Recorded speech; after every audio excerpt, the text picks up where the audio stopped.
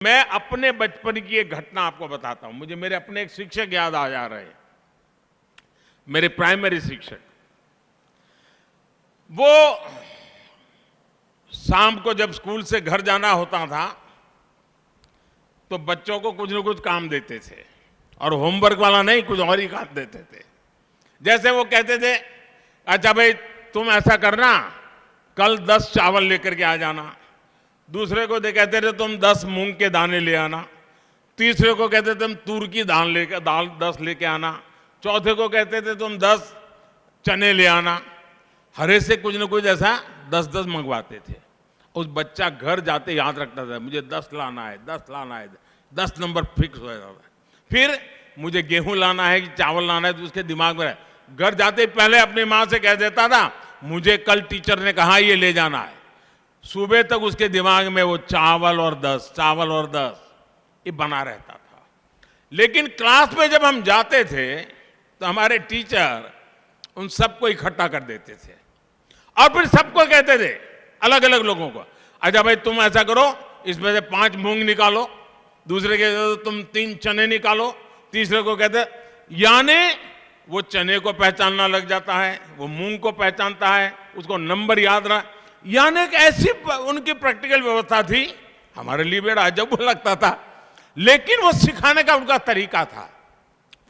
जब हम 1 साल पूरा हो गया, अगले साल गए तो भी वही टीचर थे, तो उन्होंने फिर से वही कहा।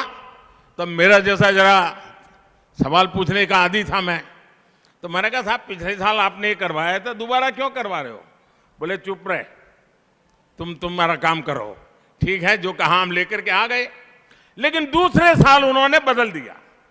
उन्होंने हर एक की आंख पर पट्टी बांध दी और उन्होंने कहा, स्पर्श से तुम तय करो मूंग कौन सा है, चना कौन सा है, और स्पर्श वाली इंद्रिय की क्या सामर्थ्य है, उसकी शिक्षा उन्होंने बड़ी सरलता से दे दी थी। दोस्तों, एक टीचर जब आपके अंदर इन्वॉल्व हो जाता है तो कैसे करता है, ये मैं अपना अनुभव बताता हूं।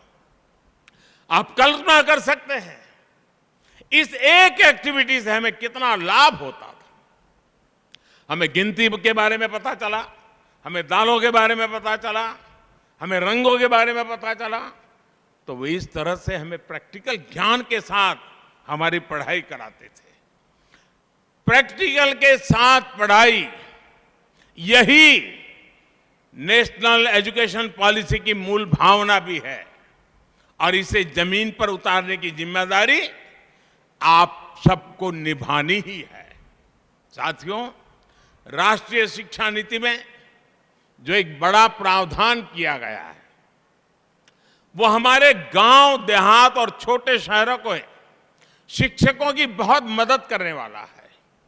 ये प्रावधान है मातृभाषा में पढ़ाई का।